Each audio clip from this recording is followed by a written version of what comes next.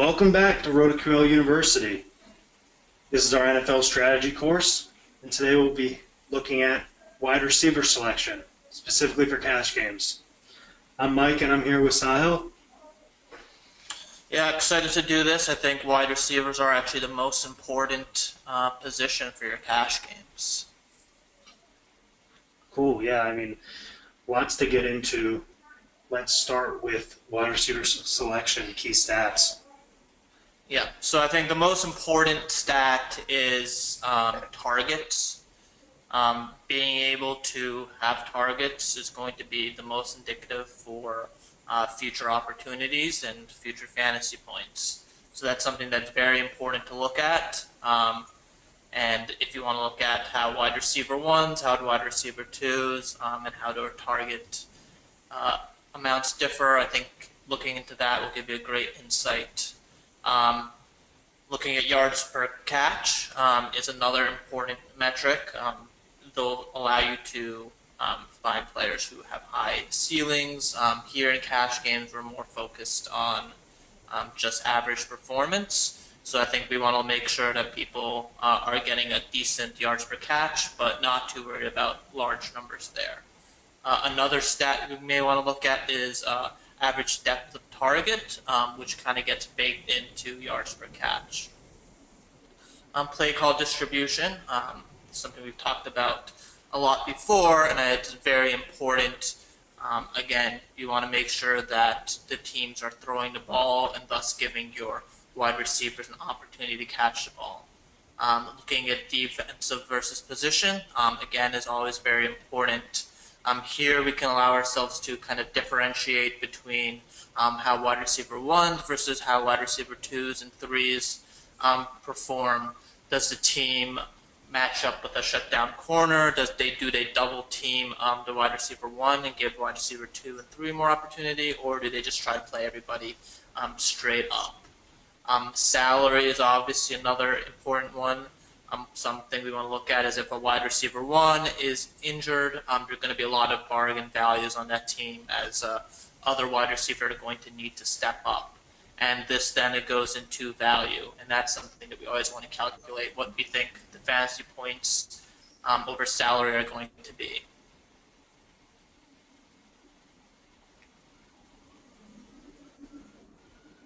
So game flow, again, is very important. We want to target games where we expect to be a lot of throwing the ball. Larger spreads are going to give you a higher chance of a blowout, which is really going to lower your amount of fantasy points for the favorite in the case of a blowout. And higher over-unders, again, that's always something we want to target on DFS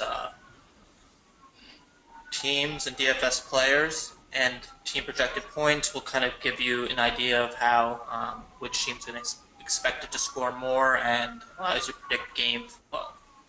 And again, snap count is very important as well. You have to be on the field to allow yourself to score fantasy points. If you're off on the bench, you're not going to score much. So we want to make sure we look at things like if a player is on limited snap count, that's obviously a situation we want to avoid. Red zone targets are also very important. We want to make sure that these wide receivers are going to be targeted in the red zone. Certain players may get a lot of catches, but they're not going to be targeted in the red zone. Typically, the smaller wide receivers are going to fit this mold.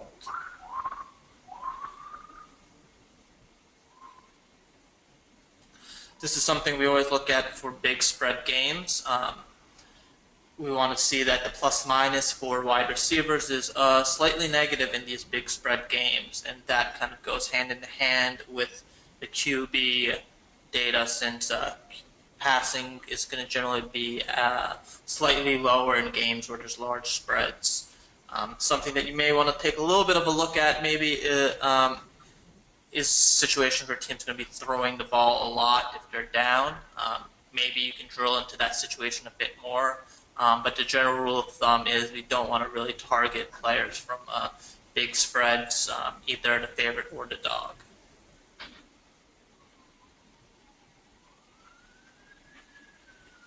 So this is just a simple look at how we can calculate the projected home and away points using the point spread and the total.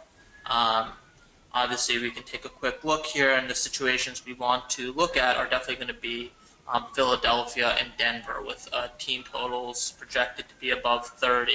So all in all, we want to drill down into those situations first, and those are probably going to be the most chalkiest players.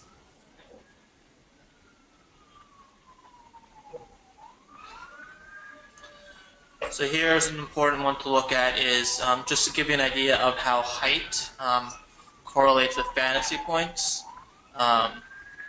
We want to look at taller players are going to generally score more. That's a combination of GMs and teams just liking taller players, but taller players are going to be more likely to score touchdowns. So looking at players that are above 6 feet, especially when they're rookies, will generally kind of give you an idea of how someone's going to perform before we accumulate much data on a certain player.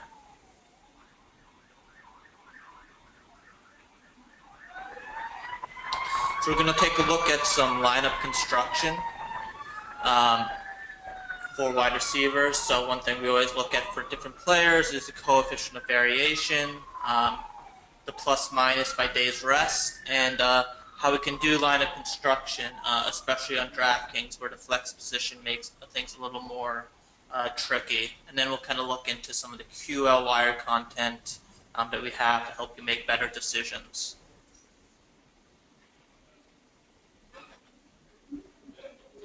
So one thing we can see here is that wide receivers are going to be some of the most variable players, and that's because targets vary a lot, and when a person catches a ball, that is always going to be a lot of fantasy points, and that number varies a lot. Player may get 5 30-yard targets and may catch one of them one day, but may catch 4 of them the next day.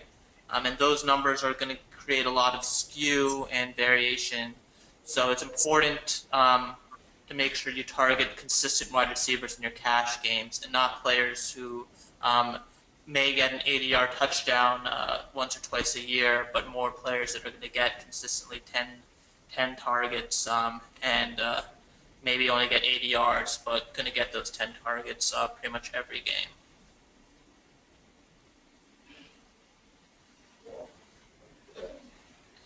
So here we're going to look at the plus minus by days rest, and this is something that we've talked about before, and we want to avoid players that are coming off are playing on a Thursday game, and that's just because teams tend to run the ball in those situations more, which lead to fewer wide receiver points.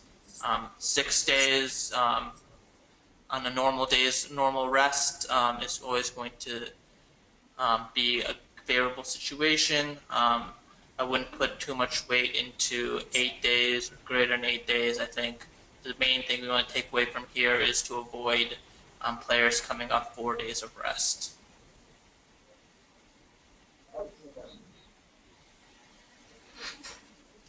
So let's take a look at a cash game example here. So if you look at the 3 wide receivers I've chosen, you can tell that they're all very consistent players. Danny Amendola, especially at this point of the season, I believe Edelman was injured in this game, so he was getting a lot of targets. You can see that he didn't really gain many yards, but on DraftKings especially, getting those 7 receptions is going to be huge. Putting up 20 points. Antonio Brown, another great cash game player, because he's always going to be targeted quite a bit. And same thing with Julio Jones. So really loaded up on the wide receivers here, and for good reason, because they can really put up huge points. And looking at these specific examples, they're going to be one of the more consistent players out there in terms of wide receivers.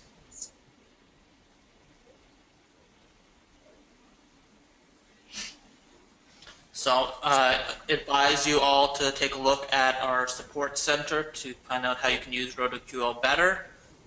Look at RotoQL Wire. to give you a good idea of some of the main cash game plays and see who everybody's on. And take a look at the other videos we have on RotoQL University to kind of help you up your DFS game.